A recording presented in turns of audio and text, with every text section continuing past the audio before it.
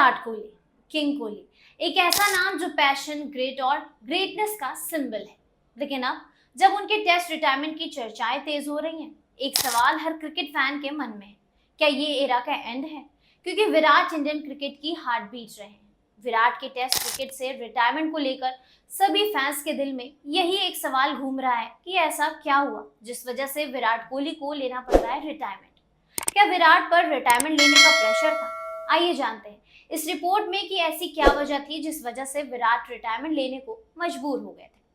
Hello everyone, मैं निकिता और आप देख रहे हैं एटीट्यूड ऑफ सक्सेस बाय आपकी खबर। बताया जा रहा था कि Indian cricket control board BCCI अब बदलाव के मूड में है।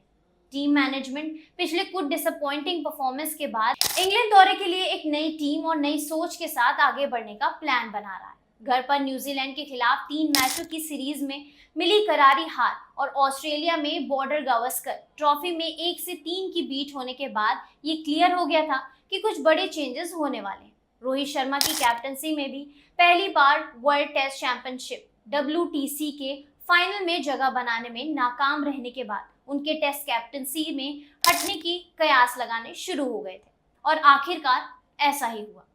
हालांकि रोहित के कुछ डाई हार्ड फैंस अभी भी इस खबर को पचा नहीं पा रहे। 7 मई को मुंबई में एक इंपॉर्टेंट मीटिंग हुई जिसके बाद रोहित को इस डिसीजन में ऑफिशियली इन्फॉर्म करना पड़ा और उसी दिन रोहित ने टेस्ट क्रिकेट में अपने रिटायरमेंट की अनाउंसमेंट कर दी, जिसके बाद फॉर्मर इंडियन कैपिटन विराट कोहली ने भी रिटायरमेंट अनाउंस कर दिया था। क्रिकेट वर्ल्ड अब ये जानने के लिए क्यूरियस है कि विराट, जिन्हें अक्सर किंग कोहली के नाम से जाना जाता है, उन्होंने रिटायरमेंट क्यों ले लिया। एक दिलचस्प ट्विस्ट है ये। कुछ रिपोर्ट्स सजेस्ट कर रहे हैं कि विराट खुद टेस्ट क्रिकेट से ब्रेक लेने पर रिटायरमेंट होने पर सोच रहे थे और बीसीसीआई उन्हें ऐसा करने पर रोकने की कोशिश कर रहा था। बीसीसीआई ने कथित तौर पर उनके अपने डिसीजन पर फिर से ये सोचने की रिक्वेस्ट करी थी, जबकि एक सीनियर सोर्स के नाम से ना छापने की शर्त पर बताया कि बीसीसीआई आमतौर पर किसी भी प्लेयर को रिटायरमेंट के लिए परस्यू नहीं करता है। उनके मुताबिक ये एक प्लेयर का पर्सनल कॉल होता है और बोर्ड इसमें दखलंदाजी नहीं करता है। जब टीम मैनेजमेंट के एक क्लोज सोर्स के विराट के इंग्लैंड दौर पर एक्सपेक्टेड पार्टिसिपेशन के बारे में पूछा गया तो उनका जवाब था होपफुली नो। उस सोर्स ने आगे ये भी जोड़ा, जहां तक मुझे जानकारी है, अगर बीसीसीआई ने रोहित को हिंट ना दिया होता कि इंग्लैंड में उनकी जगह पक्की नहीं है तो शायद वो अभी टेस्ट क्रिकेट नहीं छोड़ते। यही लॉजिक विराट के फ्यूचर पर भी अप्लाई होता है। सोर्स ने याद दिलाया कि दोनों ही प्लेयर्स वेस्ट इंडीज की T20 वर्ल्ड कप जीतने के बाद सबसे छोटे फॉर्मेट को पहले ही गुड बाय कह चुके थे।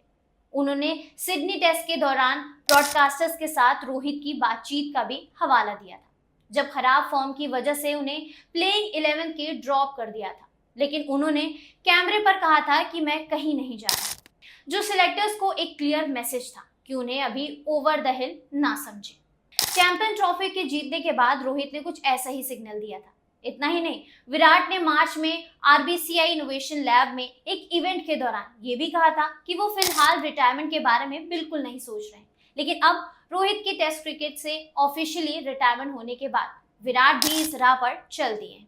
तो ये माना जा रहा है कि उन्हें ये स्पष्ट रूप से बता दिया है कि वो टेस्ट टीम की फ्यूचर प्लान्स का हिस्सा नहीं है।